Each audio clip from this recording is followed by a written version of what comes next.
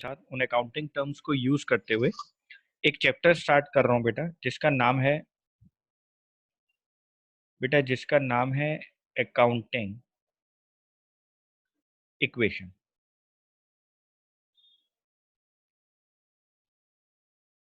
बेटे मैं आपके साथ ये चैप्टर स्टार्ट कर रहा हूँ अकाउंटिंग इक्वेशन। ठीक है बेटे, अकाउंटिंग इक्वेशन एक मैथमेटिकल एक्सप्रेशन है जो इस बात को शो करता है। मैं आपको लिख देता हूँ। बेटे ये एक मैथमेटिकल एक्सप्रेशन है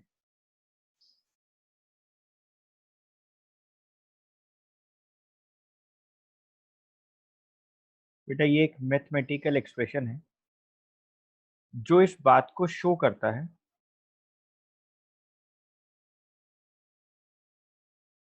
कि हमारे बिजनेस की एसेट्स हमेशा हमारे बिजनेस की कैपिटल और लाइबिलिटीज के इक्वल होती है।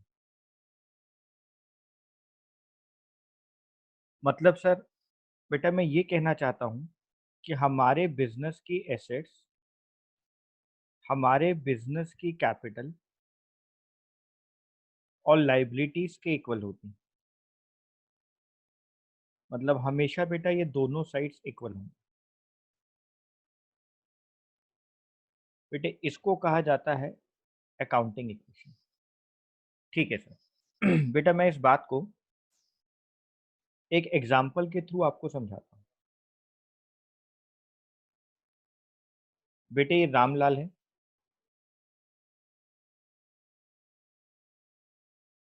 बेटे रामलाल ने बिजनेस स्टार्ट करना है।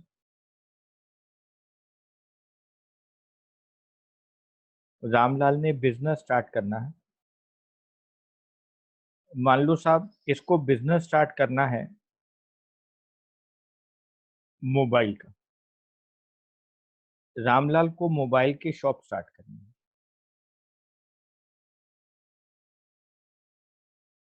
बेटा रामलाल साहब अपने घर से कैपिटल लेकर आ रहे हैं। सर अब हमारे को ना आपको ये बताने की जरूरत नहीं है कि कैपिटल किसको कहते हैं, क्योंकि ये वाली तो बात आप हमें पहले बता चुके हो चैप्टर नंबर 2 के अंदर, बेसिक अकाउंटिंग टर्म्स के अंदर, कि जो अमाउंट बिजनेसमैन अपने बिजनेस को स्टार्ट करने में इन्वेस्ट करता है, जो अमाउंट बिजनेसमैन अपने बिजनेस को स्टार्ट करने में इन्वेस्ट करता है, उसको कैपिटल कहा जाता है। हाँ बेटा। बेटे वो कैपिटल लेकर आ रहे हैं 10 लाख, और ये कैपिटल वो कैश की फॉर्म में ला रहे हैं।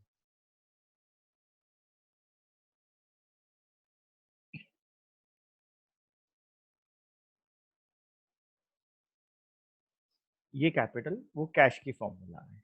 ठीक है सर। बेटे ध्यान से देखना,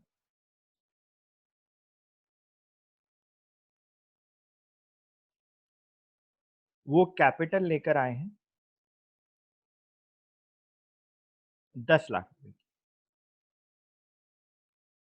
ठीक है सर। बेटे अब वो इस कैपिटल को इन्वेस्ट करेंगे। बेटा वो इन्वेस्ट करेंगे बिजनेस में।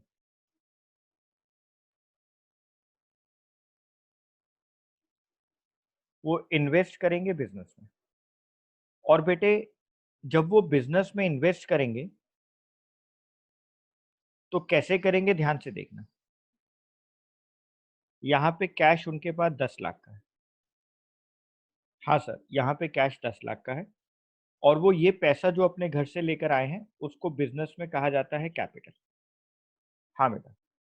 मान लो बेटा, मानो वो सबसे पहले अपने बिजनेस के लिए लैंड परचेज करेंगे।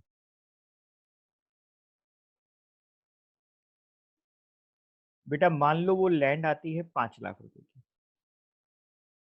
ठीक है सर। तो बेटे इसका इफेक्ट क्या आएगा, आप सारे बच्चे इस बात को समझेंगे कि सर यहाँ पे आप लिख दोगे लैंड 5 लाख, लेकिन सर जब ये लैंड परचेज की जाएगी तो रामलाल के पास से जो कैश है वो भी तो 5 लाख रुपए कम हो जाएगा। बेटा बिल्कुल सही कह रहे हो। यानी सर अब रामलाल के पास जो कैश रह जाएगा वो 5 लाख का रह जाएगा। हाँ बेटा, क्योंकि वो अपने घर से 10 लाख लाया था, 10 लाख में से 5 लाख रुपए की उसने लैंड परचेज कर ली, तो उसका कैश भी कम हो गया और उसके साथ लैंड आ गई। बेटा कोई डाउट है किसी को यहाँ तक? सर। खुशी कोई डाउट है बेटा? राहिल कोई डाउट है? No sir. No sir. ठीक है, यहां तक बात समझ में आई? Yes sir. Yes sir. ठीक है बेटा, आगे देखो। आगे अब क्या होगा बेटा? आगे ये होगा कि सर अब वो रामलाल साहब कह रहे हैं कि हम मेरे पास लैंड आ गई है, अब मेरे को इस लैंड के ऊपर, इस शॉप के ऊपर बेटे फर्नीचर लगाना है। सर रामलाल साहब ने 2 लाख रुपए का फर्नीचर लगा दिया। बेटे अगर वो यहाँ पे फर्नीचर लगाते हैं 2 लाख रुपए का, तो यहां से कैश फिर 2 लाख रुपए कम हो गया बेटा। सर अब उनका कैश रह गया 3 लाख। बात समझ में आ रही है आप लोगों को? हाँ सर, हमें बात समझ में आ रही है। बेटा अब जरा एक बार इफेक्ट देखना, अब ध्यान से देखना मैं क्या कह रहा हूँ, आप लोग ध्यान से देखना। मैं आपसे कह रहा हूं assets is equal to capital plus liability. हम पहले वाले केस की बात करते हैं, हम इन दोनों को अभी भूल जाते हैं। मेरे पास कैश था 10 लाख रुपए का, कैश मेरी एसेट होती है, और मेरे पास लाइबिलिटी के अंदर कैपिटल था 10 लाख रुपए का, लाइबिलिटीज हमारे पास कोई नहीं थी, इक्वेशन सेम चल रही थी। बेटे सेकंड पार्ट में क्या हुआ, मेरे पास कैश रह गया 5 लाख रुपए का, और बेटे कैश के साथ एक वैल्यू और आ गई लैंड 5 लाख रुपए की, और देखो बेटे कैपिटल यहां पर 10 लाख का चल रहा है। ठीक है सर। बेटे थर्ड सिचुएशन में देखो क्या हुआ था, कैश 3 लाख का हो गया, लैंड 5 लाख रुपए की है, और सर फर्नीचर आ गया 2 लाख का। बेटे फर्नीचर आ गया 2 लाख का, लेकिन इसके अगेंस्ट कैपिटल आपके पास 10 लाख की चल रही है। आप टोटल देख लो बेटा, आप टोटल देख लो, यहां भी 10 लाख है और यहां भी 10 लाख है। बताओ बेटा इक्वेशन दोनों तरफ सेम चल रही है कि नहीं चल रही? Yes sir. Yes sir. बताओ बेटा इक्वेशन सेम चल रही है कि नहीं चल रही? Yes sir. ठीक है, यस यानी सर। एसेट्स की वैल्यू हमेशा कैपिटल प्लस लायबिलिटी के इक्वल चल रही है। हमारे को इस चैप्टर के अंदर बेटा यही पढ़ना है, हमें इस चैप्टर के अंदर यही पढ़ना है। क्या पढ़ना है? हमें ये पढ़ना है कि हमारी एसेट्स हमेशा कैपिटल और लायबिलिटीज के इक्वल होती हैं। ठीक है सर। बेटे इसको एक बार आप लोग नोट कर लो प्लीज, मैं यहाँ पर 2 मिनट के लिए चुप हूँ, आप प्लीज इसको एक बार नोट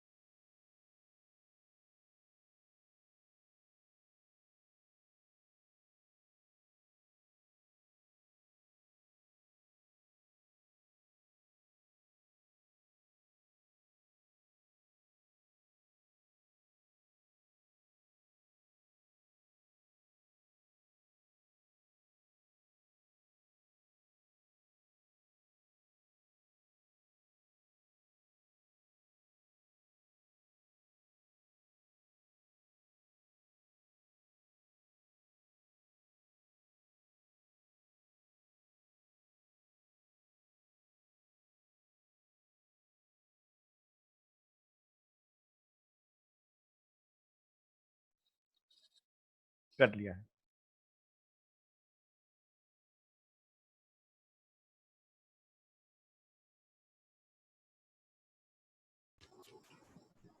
सर हाँ बेटा, सर ये मैंने पहले ही नोट करा हुआ है सब। ठीक है बेटा, ठीक है, अभी कर रहे हैं, हम स्टार्ट कर रहे हैं। ठीक है सर, 1 मिनट मैंने नोट नहीं किया। हाँ बेटा, नोट 1 मिनट।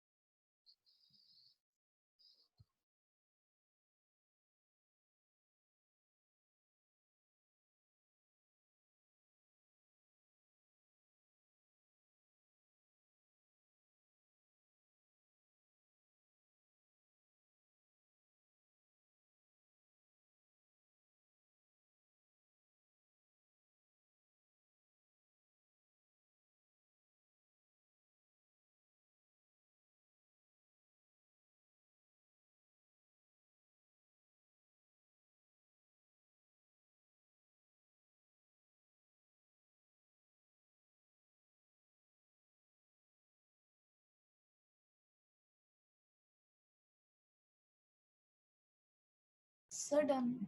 ठीक है बेटा, हो गया, ठीक है। अब हम लोग क्वेश्चंस करना शुरू करेंगे, आपको समझ में आएगा, मैं ट्रांजेक्शन्स आपको समझाऊंगा। बेटे आप लिखें एग्जाम्पल नंबर 1, आप बेटा इसको साथ साथ लिखें, खुशी आप भी लिखें बेटा।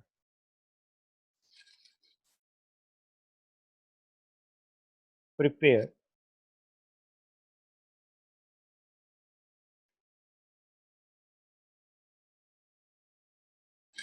The accounting equation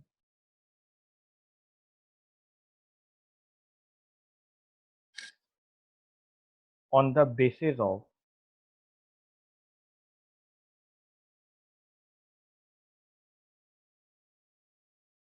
the following transactions.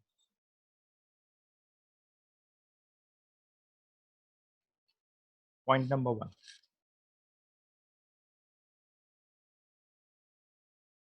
started business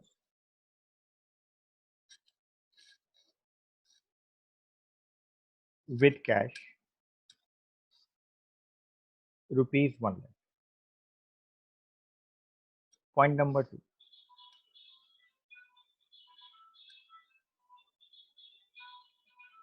credit purchase of goods rupees 60,000.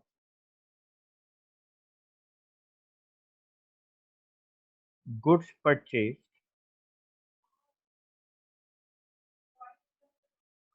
for cash rupees 20,000. Purchase of machinery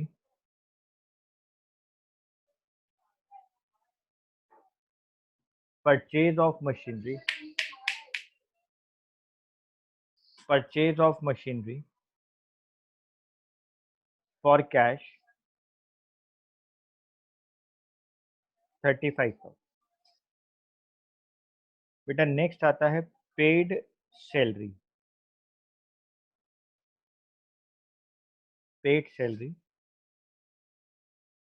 of rupees 6,000. बेटा ये क्वेश्चन है, ठीक है सर, आप एक बार इसको नोट कर लो।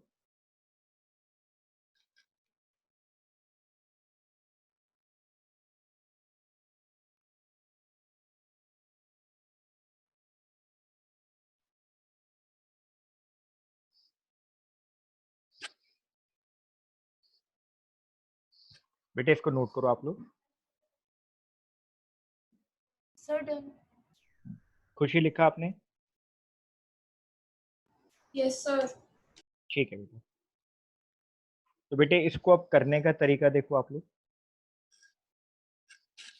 आपको बेटे क्या करना है, सबसे पहले यहाँ पे लिखना है ट्रांजैक्शंस।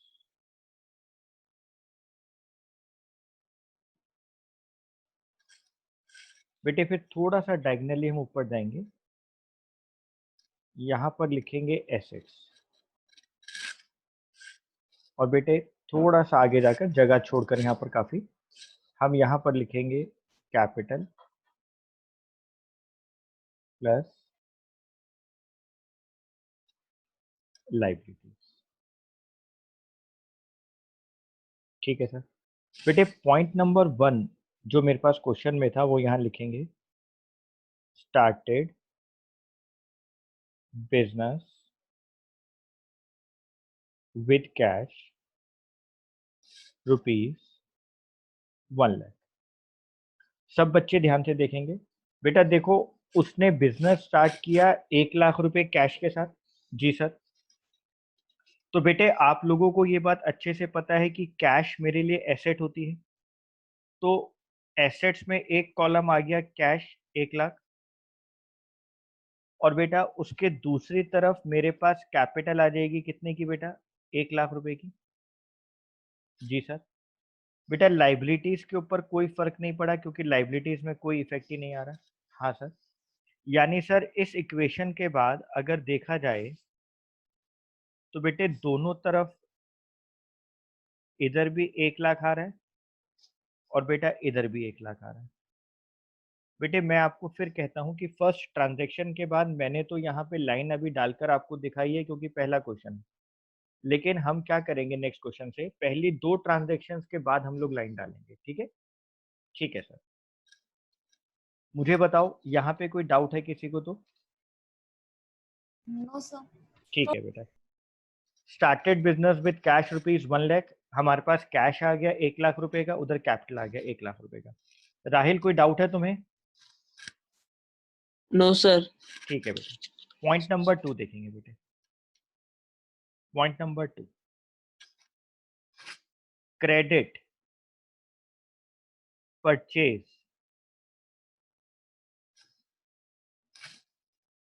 Of goods ₹60,000। बेटे बात यहाँ पर आपको ये समझनी है सबको कि यहाँ पे वर्ड लिखा हुआ है क्रेडिट परचेज, और मैंने आपको कल ही बताया था कि अगर आप किसी से उधार खरीदते हो, क्रेडिट पर गुड्स खरीदते हो, तो बेटे वो आपके लिए लाइबिलिटीज होती हैं, और आप जिससे उधार खरीदते हो, वो आपके लिए क्रेडिटर्स होते हैं। तो सर क्रेडिटर्स तो हमारी लाइबिलिटीज होती हैं क्योंकि हमें उनको फ्यूचर में पे करना होता है। बेटा मैं दोबारा बोलता हूँ, आपने क्रेडिट परचेज करी, तो जब आप लोग क्रेडिट परचेज करते हो तो आपके लिए एक फ्यूचर ऑब्लिगेशन क्रिएट होती है कि आपने परचेज अभी कर ली है गुड्स, लेकिन आपको उसको फ्यूचर में पेमेंट करनी पड़ेगी। तो जब आप उसको फ्यूचर में पेमेंट करेंगे, तो वो आपके लिए फ्यूचर ऑब्लिगेशन क्रिएट कर रहे हैं। तो सर फ्यूचर ऑब्लिगेशन जब क्रिएट होती है तो वो हमारे लिए लाइबिलिटीज होती हैं।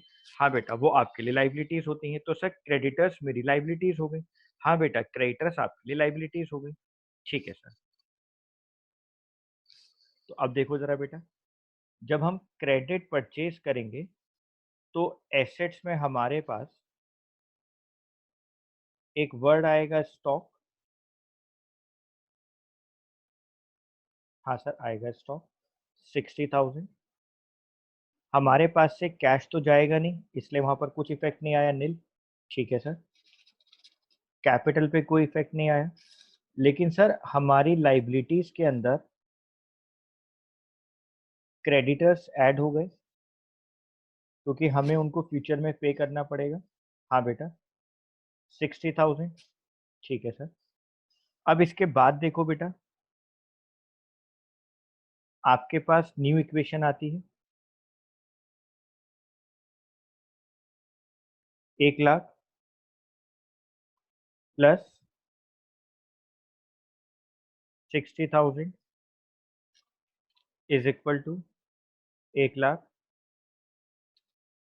प्लस 60,000। बेटा देखो समझ आया? बेटा समझ आया आप लोगों को? Yes, sir. ठीक। खुशी Yes, समझ आया? Yes, sir. ठीक है बेटा। पॉइंट नंबर 3,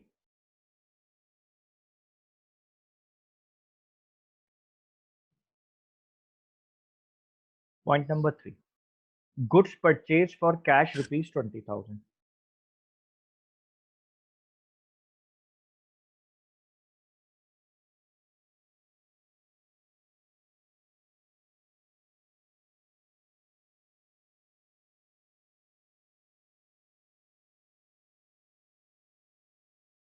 आपने बेटा गुड्स अब कैश में परचेज करें, इस वाली बात को याद रखेंगे। अच्छा सर, अच्छा, आपको गुड्स आपने कैश में परचेज करें। हाँ बेटा, आपने कैश में परचेज करें। तो सर मेरे पास से कैश माइनस हो जाएगा 20,000 और स्टॉक में प्लस हो जाएगा 20,000। कैपिटल पे कोई इफेक्ट नहीं आएगा, लाइबिलिटी पे कोई इफेक्ट नहीं आएगा। तो बेटे आपने इस बात को हमेशा याद रखना है कि यहाँ पर आपने गुड्स कैश में परचेज करे थे। हाँ सर, मैं बेटे इस बात को हाईलाइट भी कर रहा हूँ। आपने कैश में परचेज करे थे, इसलिए बेटे हमने यहाँ पर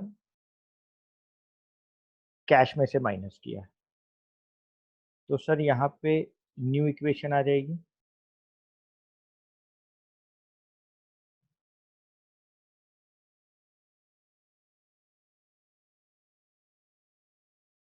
one lakh minus 20,000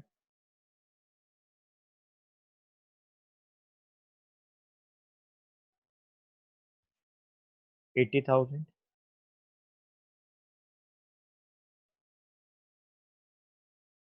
plus 60 plus 20 80,000 one lakh plus 60,000। ठीक है सर। बेटे point number 4, purchase of machinery for cash 35,000। Sir यहाँ पे लिखा है परचेज ऑफ मशीनरी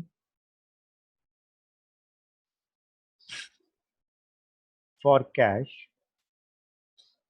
रुपीज 35,000। बेटा देखो, अब हमने मशीनरी परचेज करी है कैश में, तो सर आप यहाँ से कैश माइनस कर दोगे 35,000 का। आपके स्टॉक पे तो कोई इफेक्ट नहीं आएगा, लेकिन हमारे पास बेटे एसेट्स में एक और हेड आ जाएगा, जिसको हम लोग क्या बोलेंगे बेटा, मशीनरी। और वो कितने का आ जाएगा सर, 35,000 का आ जाएगा। बेटे आपकी कैपिटल पे कोई इफेक्ट नहीं आया, आपकी लाइबिलिटी पे कोई इफेक्ट नहीं आया। क्वेश्चन में कैश लिखा था, इसलिए मैंने कैश में से माइनस किया बेटा। ठीक है सर। बेटे इसके बाद आपके पास न्यू इक्वेशन क्या आएगी,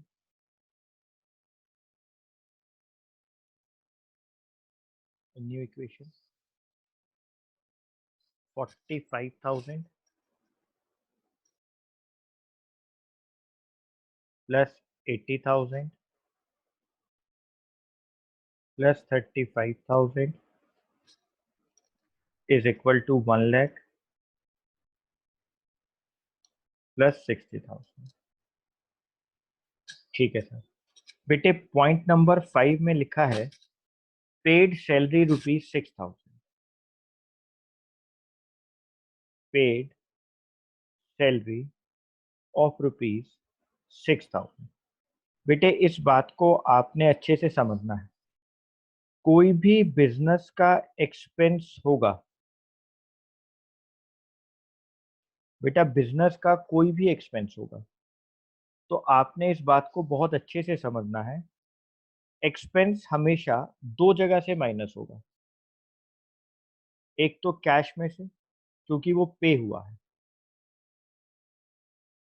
पे किया गया बेटे, क्योंकि वो पे किया गया है।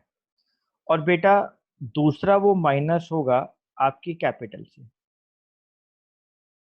तो आपने हमेशा याद रखना है कि सर बिजनेस का जो भी एक्सपेंस होता है वो हमारी कैपिटल को कम करता है। बिजनेस के अंदर आने वाला कोई भी एक्सपेंस अगर होता है बेटा, तो वो हमारी कैपिटल को कम करता है। ठीक है सर। तो सर हमने जो यहाँ पर 6,000 रुपीज का एक्सपेंस दिया है, जो हमने 6,000 रुपये का एक्सपेंस पे किया है, तो सर वो कहाँ कहाँ से माइनस होगा।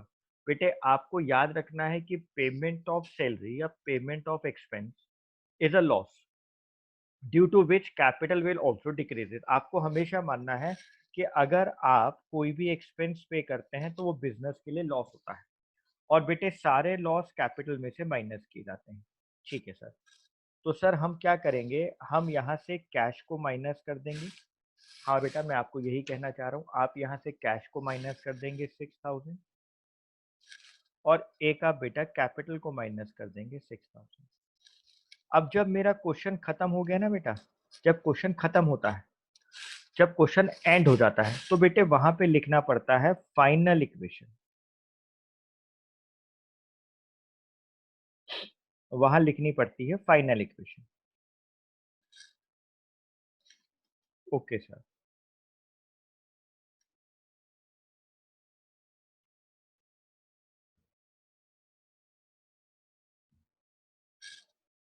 बेटे यहाँ पे आप लिखेंगे फाइनल इक्वेशन। ठीक है सर। 45 माइनस 6, मैं यहाँ लिख देता हूँ थोड़ा नीचे करके, 39,000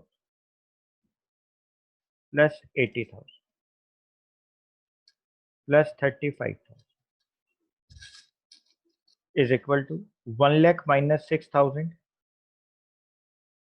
94,000। ये बेटा सिंपल ही रहेगा क्योंकि यहाँ पे कोई इफेक्ट आया ही नहीं। 60,000। अब बेटे मैं यहाँ पे एक लाइन नहीं, मैं 2 लाइन लगाऊंगा क्योंकि मेरा क्वेश्चन कंप्लीट हो गया।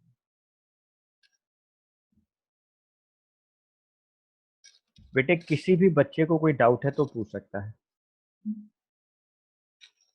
बेटा कोई डाउट है आप लोगों को?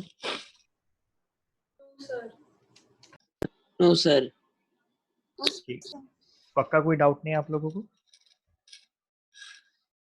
No sir. ठीक है बेटा, ये सारी बात समझ में आई आप लोगों को? ये क्वेश्चन करना आया आप लोगों को? सर। बोलो बेटा। Yes sir. ठीक है बेटा, तो मैं क्या आप लोगों को एक क्वेश्चन दे सकता हूँ घर से करने के लिए? Yes sir. ठीक है बेटा, मैं आपको देता हूँ। एग्जाम्पल नंबर 2 आप लिखेंगे बेटा।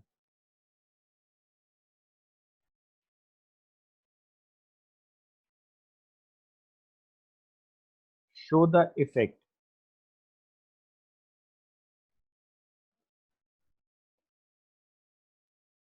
of the following transactions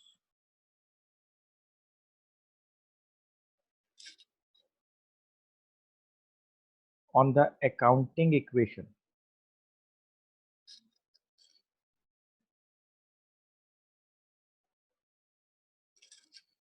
point number 1 Harish started business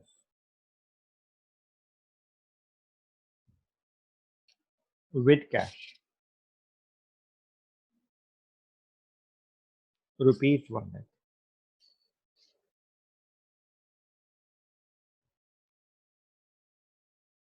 purchased furniture from Messrs Style Limited। बेटे मैं ना यहाँ पे ये लिख रहा हूँ स्टाइल लिमिटेड, यहाँ कैश नहीं लिखा है। आप इस बात को याद रख लेंगे, मैं यहाँ लिख देता हूँ, आप इस बात को याद रख लेंगे कि जब भी किसी का नाम होता है इसका मतलब वो क्रेडिट ट्रांजेक्शन है। आपने यहाँ फर्नीचर क्रेडिट पे खरीदा है 20,000। बेटा पॉइंट नंबर 3 परचेज गुड्स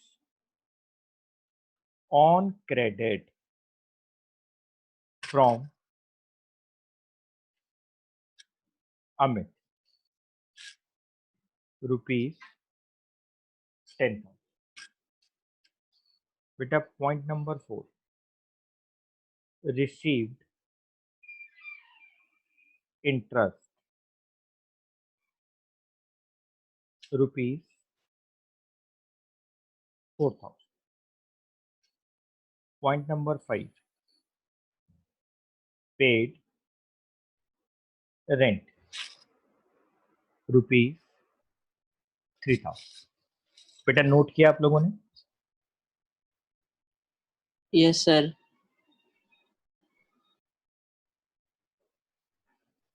परी नोट किया बेटा आप लोगों ने? Yes sir. खुशी नोट किया बेटा? Yes sir. बेटा ये क्वेश्चन आप लोगों ने करके रखना है, ठीक है? और नेक्स्ट क्लास के अंदर हम लोग इसी के आगे अपने क्वेश्चंस को आगे लेकर जाएंगे, ठीक है? आप लोग इसको रिवाइज करो, अगर कोई डाउट है तो आप मेरे से पर्सनली मैसेज करो, मेरे को पूछो, मैं आपको दोबारा बताऊंगा वो सब चीजें, ठीक है? Okay sir. ठीक है बेटा, ओके, थैंक यू।